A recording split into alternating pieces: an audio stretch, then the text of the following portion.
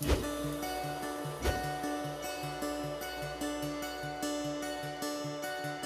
afternoon, everyone. I'm Lori Nelson. I'm the Executive Director of SheHeroes, and we're delighted to meet up with you today for our next Meet Your SheHero event. And this month, we're thrilled to have with us Dr. Jen Welter, who is the NFL's first female coach. She's got some amazing stories to share, and I'm just going to jump right into it with you. Jen, hello. How are you? Hi. How's everybody doing? I see some adorable faces out there. Oh, come on, give me a little wave. Give me a little wave. Yes, so much better. Oh God. Well, Jen, let's start at the beginning and get into your childhood, because the obvious assumption everybody's going to make is that for a woman to get into football, she must have grown up with a tribe of brothers and somehow, been surrounded by sports her entire life. But that's not your story. So why don't you tell us a little bit about how you got started in this great sport? Yeah, it's funny because that does happen all the time. Everybody assumes my dad must have been a football coach and I must have had lots and lots of brothers. And let me tell you how many of those things are true. Double zero. Double zero. My dad actually he is awesome in his own right. He's a Vietnam veteran.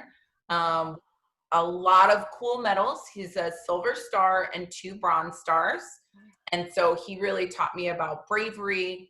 And he is also a chiropractor, and he used to race cars. So, me being a football playing doctor is not far from, I definitely am a chip off his block. And then my mom is really talented. So you'll see some of this. This is my artwork in the background. Like, that is a painting I did. And I get that from my mom. She was an art teacher. When her and my dad met, she was actually an art teacher at a drop-in center for teens. So I say I got my toughness from my dad and my heart and ability to see beauty in the world from my mom, right? My mom could make everything and anything around us beautiful, and I always thought that was a really cool thing.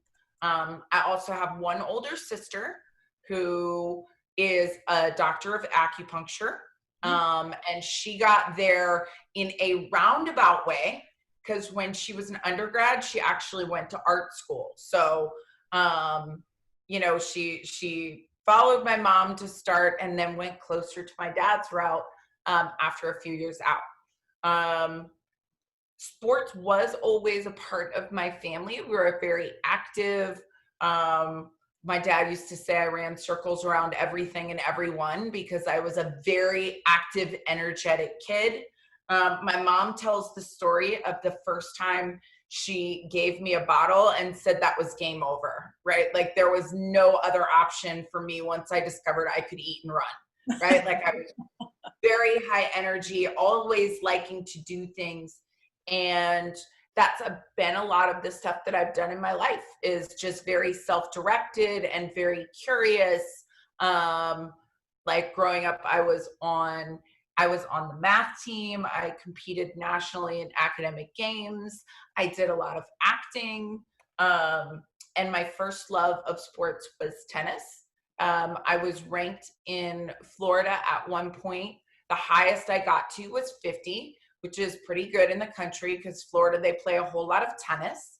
And then I had a tennis coach who, I know it doesn't necessarily seem like it, but I've done a lot of big things in a not big package. I am only actually 5'2" tall. So a lot of the parents out there are probably going, oh my gosh, I'm bigger than her. Yes, you are. In my mind, I am XXL. In my body, small. So my tennis coach saw me and said that because of my build and my height, I would never be strong enough to play pro football. So I was wasting my time. And for me, as a kid who had big, big dreams, that was a sad day. It wasn't like I stopped playing that day, but before that, you couldn't keep me off the tennis court. And then I started finding reasons to do other things. But the good part about it was I started lifting weights because I never wanted anybody to tell me I wouldn't be strong enough again. And then I really found my sports home in team sports because I was a really good team player, and my energy and how hard I tried always rubbed off on my teammates. So I started playing volleyball and soccer and softball and really just played a lot of everything. And football was a sport that girls weren't allowed to play at that time. Was that in middle school or high school, or when was all this taking place with the tennis transition? The tennis, I think I played until 14. So I was really like a youth prodigy. And then that's when I started playing other things, and then played them through high school. I played rugby all 4 years at Boston College, and then got recruited to the under 23 national team. Unfortunately, at the under 23 national team tryouts, I think they figured out how little I really was, because I didn't make the team then. But I was playing flag football on weekends. And that was in the time when really women's football was starting. So the general manager of a team in Boston called and asked if there were any girls playing flag who they thought could play tackle. Okay. And so I went to an open tryout and made the team. I ended up playing football for 14 years in the different women's leagues. In that time, we won 4 Super Bowls. I was an 8-time Pro Bowler, and I played on the U.S. national team, the first and second actually, in 2010 and 2013. Then in 2014, I went into men's pro football and actually played against the guys. So I became the first woman to play running back in men's pro football. And it was that season playing with the guys that really earned me their respect. And we all became super tight. They were like my family. And the team had a new head coach the following season named Wendell Davis, who was a former Dallas Cowboy. And he saw how me and all the guys were. And he said, "Who is this girl that all my guys love?" And they said, "Coach, that's your running back." And it really caught his attention because he knew everything about me, but he didn't think the guys would love me. And so he grilled me on football and like what was good with the team and what was bad. And the next day he called me and said, "You have to coach my football team." And I said no. Now, the reason I said no, for all of you watching, is because at that time, there had never been a girl coaching in men's pro football. And so it wasn't something that I thought, was even possible, right? I knew I was one of the best players in the world, but because I couldn't see anybody coaching who looked like me, I wasn't confident enough to take that step. And Wendell is still one of my very few people or favorite people in the world because of how he responded. Because I said no, and he said, "Not a lot of guys are going to give you this opportunity. You're taking this job." And I said no, and I hung up the phone. I hung up on him. "No, I'm not doing it." And the next day, he called me back, and he said, "Do you remember how I told you not a lot of guys were going to give you this opportunity and you were taking this job?" And I said, "Yeah." And he said, "Good. I took it for you. You're coaching for me. And by the way, you can't quit. Otherwise, the entire narrative surrounding women coaching in men's pro football will be, we had a girl once and she quit." He shamed you. Yes, he did. And you know what? And this is really important for girls because a lot of the times boys don't have that same limit on themselves, that like they don't imagine that they could be something because like no boys have done it because duh, like there are boys everywhere, right? And yet Right. for me, because I couldn't see somebody who looked like me, I had never even imagined it. And so I wouldn't have necessarily said yes, but I think all of you guys know how it is. Like when you get doing something and you start to see that you like it, I also wouldn't quit. And I think that that's what he realized in me. And then, so I was coaching in indoor football, and another woman, because this is the cool thing, right? Like when one woman does well in one thing, it opens up, I like to say, hearts, minds, and doors in other places, right? Because you see something good happen, other people start to think about it like, why not? And so Sarah Thomas got hired as the very first female ref or full-time female ref in NFL history. And here I am coaching in indoor, and some people know about it, but not a lot. And a reporter asked Bruce Arians, who was at that time the head coach of the Arizona Cardinals, if he could ever see a woman coaching in the NFL. And the thing I love about BA, and that's what we call him, BA, is that he's a guy who will always tell you the truth. There's a lot of football coaches who, if you ask them a question, they don't answer the question. It's like the team with the most points will win the game. Gee, thanks, right? It's like they don't like to tell a lot of information because as coaches, we're supposed to keep all of that stuff close so that the other team won't get it, right? But BA's answer was, the second a woman proves she can make these guys better, she'll be hired. And so my head coach and I talked about it, and my head coach said, well, we should call BA. And we did. And he ended up bringing me in as the first female coach in NFL history. I want to ask you, how did you feel about all that, though? When you started working, were you terrified or were you confident, or how did all that transpire in terms of who you were then at the time and what you were going through? For me, I think the hard part was that, people weren't just asking like, will Jen Welter do this or can she do this?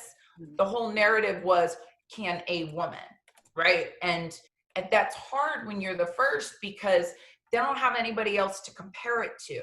So everything that you do is making it something that speaks for all of the women. And since I had so many women that I loved and respected and I played with, and I knew that this was going to create other opportunities for them only if I did well, then that was the hard part, right? Because I always said I never wanted to be the reason why they closed the door, right? If you're the first, the responsibility and opportunity is to ensure you're not the last.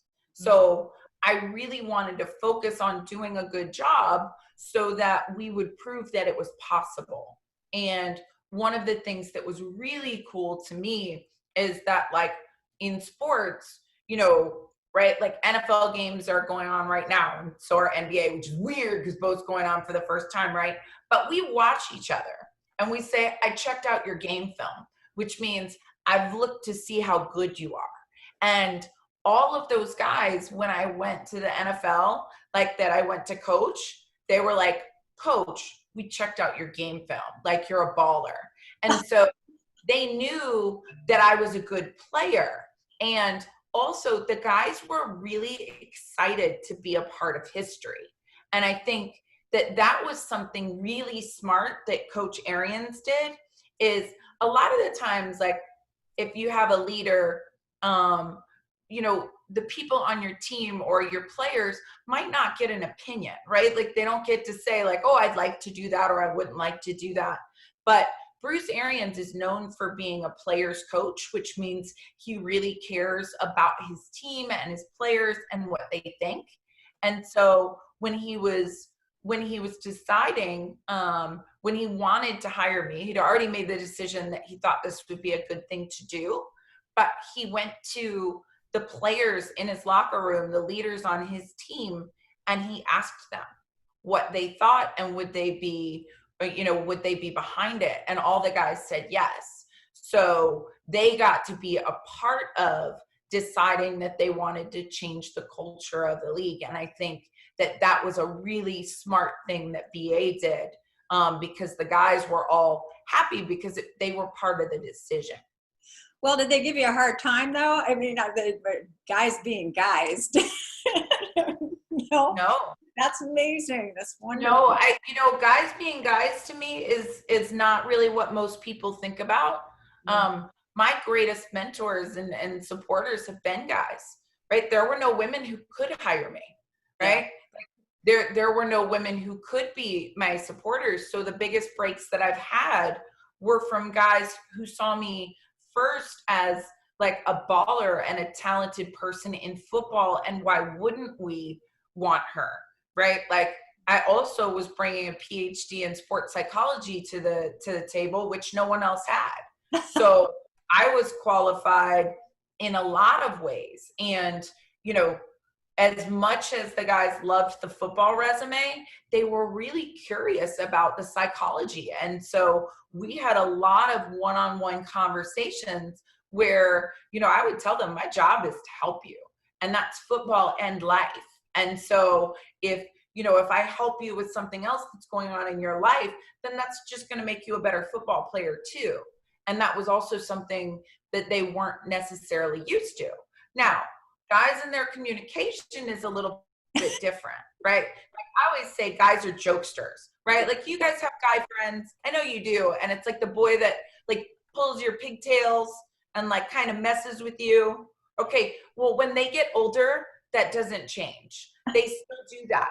But when they like you, they joke with you.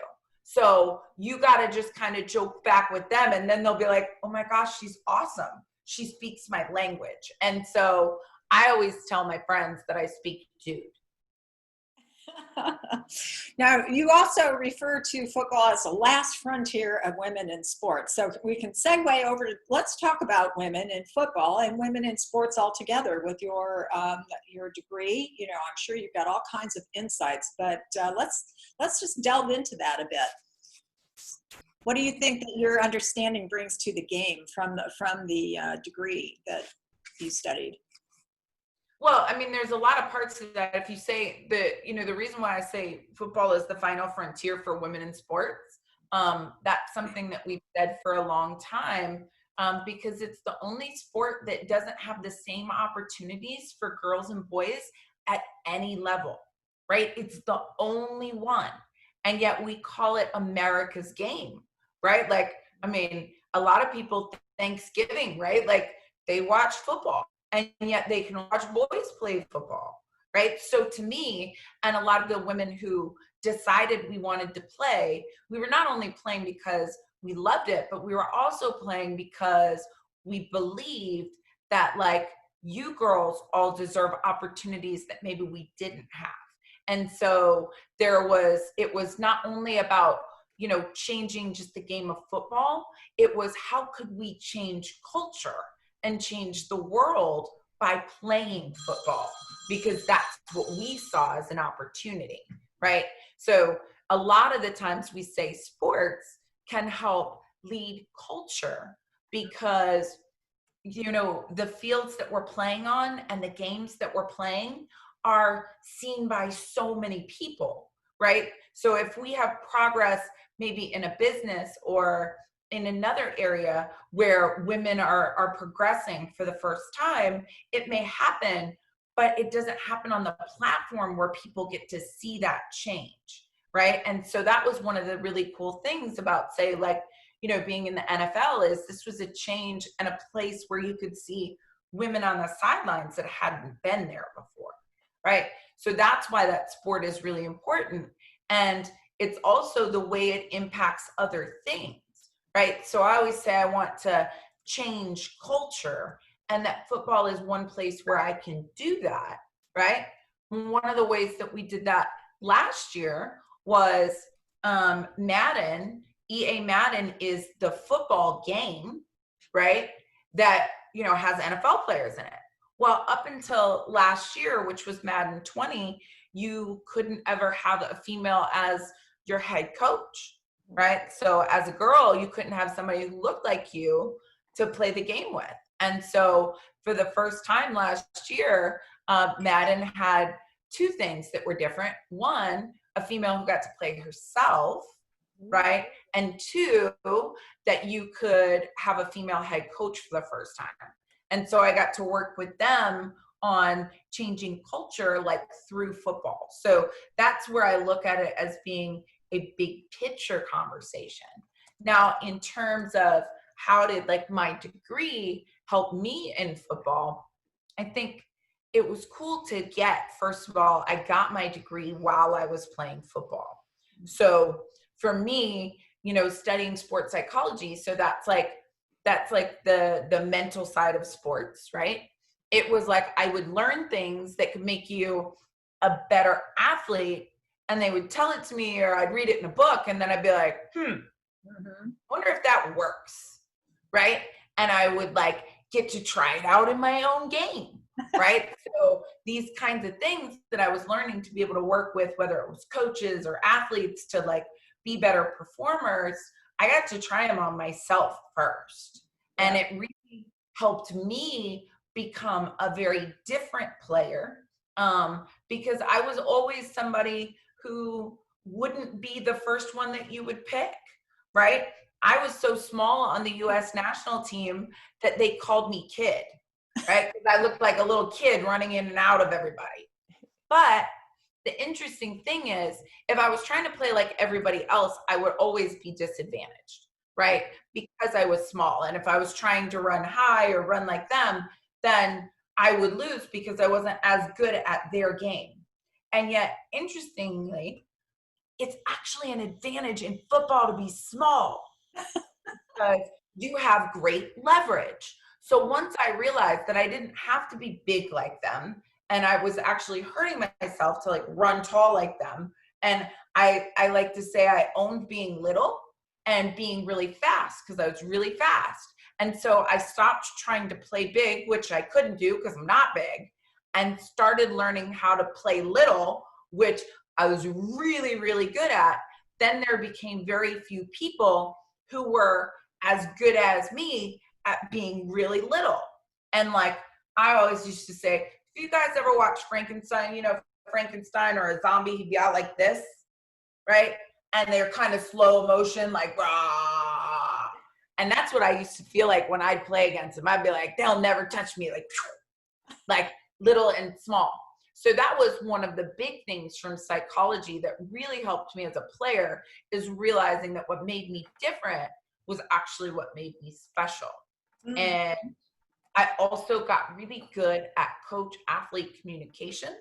That was something that I really was interested in, was like how to motivate one person versus the next, and how do we learn and how do we process. And so I really got into how we could message and study different things like that, even though I never thought I'd use it as a coach because that wasn't my goal. When I went into coaching, it was definitely an advantage. And one of my players, funny enough, just did a video not too long ago where he's like, oh man, she had like that mind control. It wasn't even fair. She was cheating, right?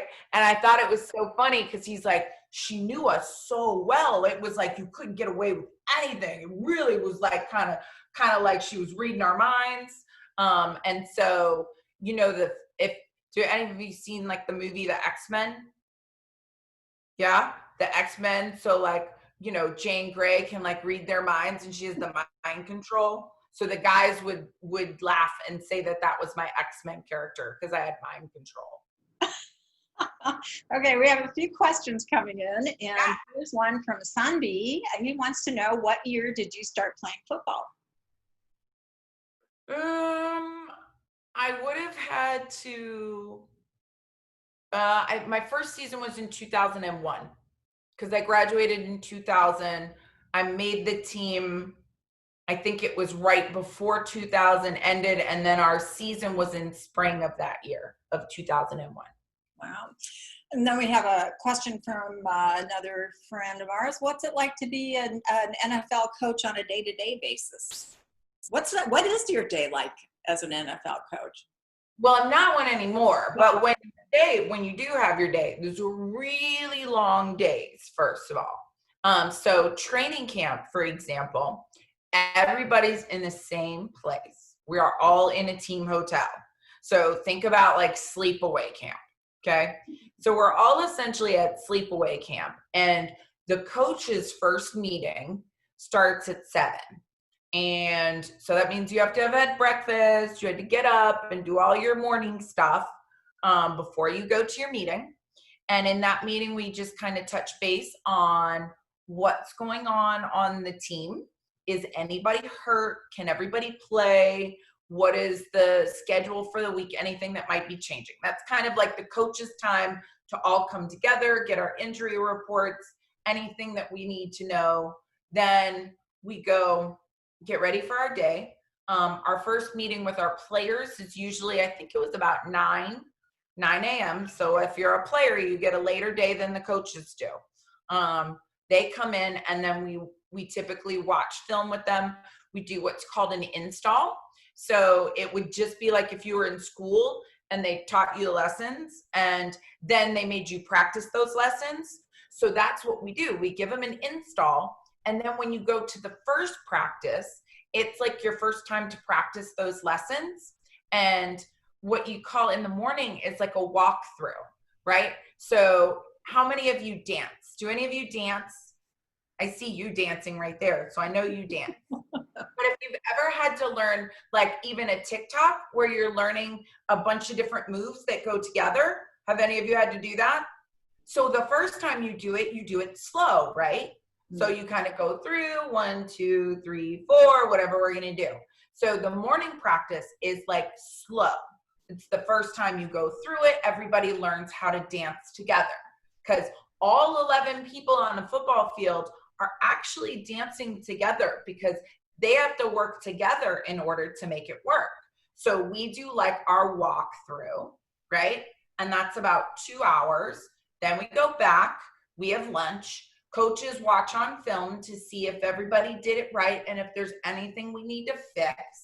And then we have our afternoon practice where they go faster through the stuff that we did before, right? So that's like this time you're running fast, you're doing drills, like you're working on your different techniques, and then you're also practicing those plays. Then coaches, we go back, we watch the film again, see what we need to fix, see what we need to address. Then we take our players through it, and you finish probably your last meeting with the players, I think at about 9, and then coaches usually finish about 10:30, maybe at 9. Wow, that is a long day. And that's an average day. You usually have a break around lunch. I used to go and I would like walk on a treadmill or do an elliptical or work out and study my plays because I had to know them really, really well.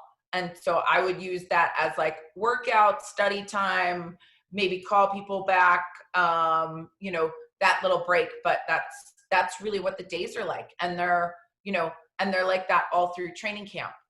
Schedules are a little bit different during like game weeks because as coaches, like all the guys will be playing today on Sunday. Well, coaches, our work really starts the second that game is over. And actually it starts days before they play that game because we have to break down all of the opponents that they're going to face. So we have to look at all of the games that they've played and what they've been doing, who's been doing what, and come up with our plan for how we're going to beat it. Players are usually off Monday, so they get a day to kind of recover. If they have any boo-boos, they get them treated. That's really kind of their day.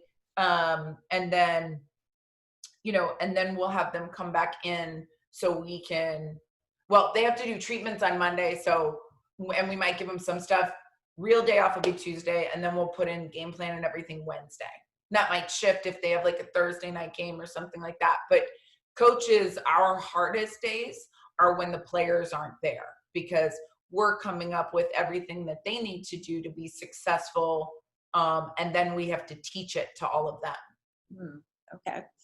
Now, I'm personally wondering, did you get injured a lot when you were playing with the men, or more injured when you were playing in women's football? I never missed a game my entire career because of an injury. Wow, that's incredible.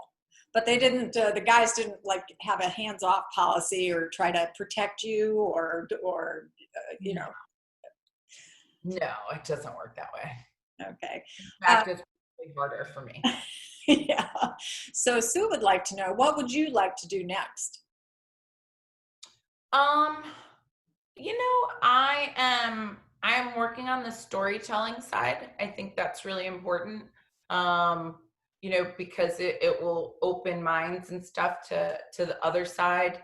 I did have a rights deal on my book. I let it expire last November because I didn't like the direction that they wanted to take the story. And then during the pandemic, actually, just to be able to help, I kind of brought back one of my passions from when I was in my master's program and started writing kids' books to help deal with that. So I've written 4 different kids' books that are all available now. And I also founded Gridiron Girls, which are football camps for girls. Yes, I want you to tell us about Gridiron Girls. What is it that you do, and how does your outreach go? Yeah, so Gridiron Girls, I've done, I think it's 35 camps across the country now. Because one of the things I noticed is that there were no football camps for girls. And when I started doing it, everybody said, well, girls don't want to play. And I said, well, that's not true. They've never had the opportunity to decide if they wanted to play. They didn't have a place to even try it and see if they might like it. So my goal with Gridiron Girls was to teach girls through football that there was no game you cannot play and no field you do not belong in or on. So we really take them through the basics of the game, teach them all of the stuff that the boys normally get taught, and then give them a place and a space where they could see that they could be good at it. And then if they want to keep playing, great. And if they don't, that's okay too. At least you know you can play if you want to, and you are well equipped to, if people are playing like in your neighborhood, you know that you know what you're doing, so you have no worries to step in and play.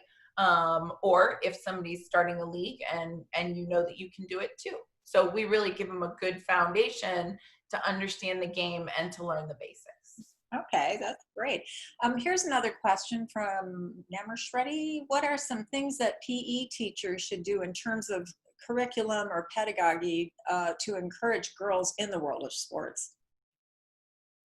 Well, I mean, it's not much different than the boys, but we have to be a little bit more intentional about it because, those things aren't reinforced as commonly and stuff that they're exposed to every day, right? Like, I'll use football as an example. It's really easy for a boy to see somebody playing football on TV and say, I might want to do that. It's really hard for a girl to see a girl playing football on TV and say, I want to do that. So we have to reach and find examples and be intentional about showing them what they're capable of doing and then including them in the conversation, right? Don't just think that, shrink it and pink it is for girls, because it's not, right? Girls have different ways that they might want to do it. And also it's not, it's really hard if as a girl, you're expected to go and play with the boys, but the boys have been taught and you haven't, right? So, for me, that was one of the things about our camps is, we make sure to teach the basics, because if a girl then wants to go on to a co-ed camp, that's awesome because we've already given her the fundamentals. But if, dads have been going out and throwing with their girls in the backyard and teaching them or with their boys in the backyard and teaching them football stuff, and the same things haven't been happening for the girls, then when she goes to a co-ed camp, she's inherently behind. And then what happens is they'll say, oh, she didn't do that because she was a girl. No, that's a matter of, have you been coached or have you not been coached? Okay. Now, you were the first NFL female coach and a trailblazer for sure. What has happened since then? Has the whole field opened up more, or what is the status today in this? Oh, there are several female coaches now in the NFL. Oh, that's great. And do you feel that can you talk about the way that sports are changing for girls today? Is there like a new level of consciousness or participation? You know, I mean, there is. I don't think it's far enough. You know, I always want I want equality now, right? Like, and if I didn't, then I wouldn't be the competitor that I am. However, we are so much better than we were. I think the WNBA has been really leading from the front. I think they set the standard in their relationship with the NBA. I still want the WNBA to be paid more. You know, I want it to be closer for the men and the women, and there to be, more examples of women being able to, change their lives through sports, because it's still harder to make a living as an athlete and as a woman than it is for a man. WNBA players often play overseas because they make more money. And yet, we lose them here because there's better pay for them overseas. Like, I don't think that should happen, because the reverse is not the true. It is not the same for the guys. I think tennis is a really powerful example because the purses are the same.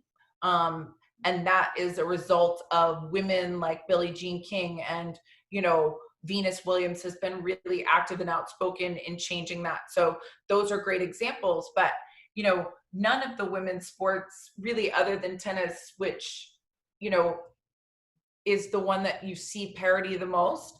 None of the other women's sports are even on the same financial playing field as the guys, whether you look at baseball and softball, whether you look at hockey, whether you look at even soccer, like the women's national team. There's no reason in the world why they should get paid less, because they have a way better winning record. So there's still a whole lot that we have to do. And that means that we want to be conscious. And, for those of us coming up, we want to use our voices and say that this is what I want to see, that I deserve for there to be, posters of girls who are doing awesome things just like there are of boys, right? And there need to be jerseys of girls doing awesome things just like there are of boys. And because those things drive change, and they also give us permission to see those areas in all areas, not just in one.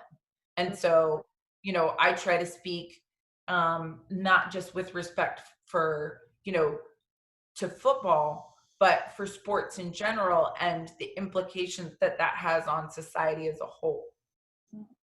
Well, and what kind of advice would you have for girls today entering into sports, and especially in these male-dominated sports? Well, first of all, I don't like to say dominated. I say we have the opportunity to dominate too, right? If we're going to be there, we're going to dominate, right? So just because there are more of them doesn't mean that they get to be better. And you even stepping foot on that field means you're dominating in your own life, right? Because the flip side of dominated is that we're being dominated, and I'm not there for that. So though there are more boys, that means every one of us has a chance to be an example that's something different, and we have an opportunity to be progress. And so for all the girls, whether it's sports or another area, the opportunity is to really look at what it is that you love, and what you love so much that, like, you'll work really, really hard at it, because when you love it, it doesn't feel like work, right? Like with football, for me, I loved it so much. It wasn't like somebody had to tell me what I was doing. I was like, I wanted to do it. I wanted more film. I wanted better workouts because I wanted to be the very best. And that's the most important thing, because when you're good, someone will want you. And the people who don't, that's their loss, right? Because somebody will see you. And so it's really about challenging yourself to be the very best that you can be, so that, you know, when opportunities come up, you're in a position to do the very best that you can. And so rather than just looking at, you know, what's going to be hard or what doors are closed, like I always look at what I can do to put myself in the best position to do better, go further, and always look at how what I doing is going to, you know, impact everybody else, right?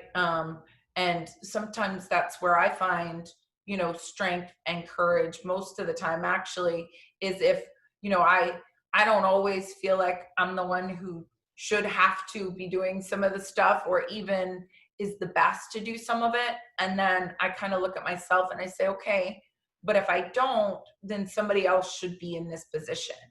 And, you know, so even if I'm tired or don't feel like I maybe have it in me or can do enough, then I think about my friends and my teammates and everybody who believes in me. And I know that it's not just about me. And I think that that's where we get more strength too. Oh, that's absolutely wonderful advice. And I hope our audience takes it to heart, and it's very inspiring to hear. So Jen, I think we're going to wrap up the meeting. We have no further questions. Oh, wait, we've got one final one from Sanvi. Do you still play football? Obviously not professionally, but do you ever get out there and kick it around?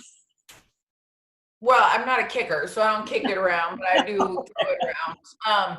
Mostly in my camps, which has been really hard for me right now because, you know, with COVID, those are, you know, we're not out on the field, but I love anytime I can get on the field and play. I'm like a big kid, and, you know, even when I coach, like I'm very active and do a lot of this stuff with the guys because, you know, because I have that ability, right? Like even when I was with the Cardinals, our special teams coordinator always used to make me the rabbit. And if you know what the rabbit means, it means that's the person that they have to chase. And so he knew that they would try harder and have more fun when I was the rabbit because they were so much more into it. And the guys were conscious because, you know, they didn't want to run me over either. So they paid more attention. Like they didn't want me to beat them and they wanted to try really hard, but they also didn't want to step on me because that would be bad. Okay. Well, thank you so much, Jen. It's been a real delight to talk to you, and we were so grateful for you joining us this afternoon. And I'm going to turn things over to Michelle, who has a few final words for our group, and then we will be signing off. Michelle. Lori, thank you so much. You always moderate and do so well. Now, Jen, you are an icon.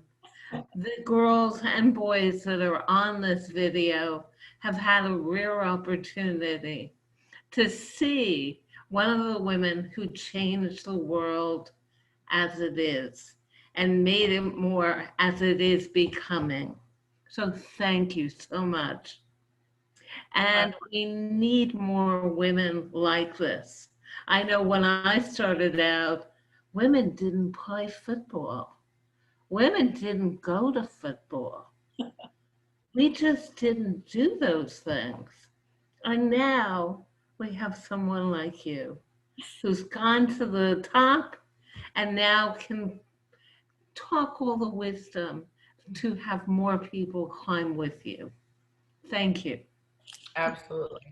And so that we can do more of these, it gets to be my hard job to put out the tin cup and say, anyone who happens to be here, who wants to give, please let us know. It lets us educate more girls. It lets us bring more people together in this weird world of COVID-19. And we want to encourage everyone to come forward. Nothing's too small and nothing's ever too big. So thank you so much. Sophia, my colleague, my friend, is in the corner over there. Lori's here, and we're here for you if you need us. Take good care and stay safe.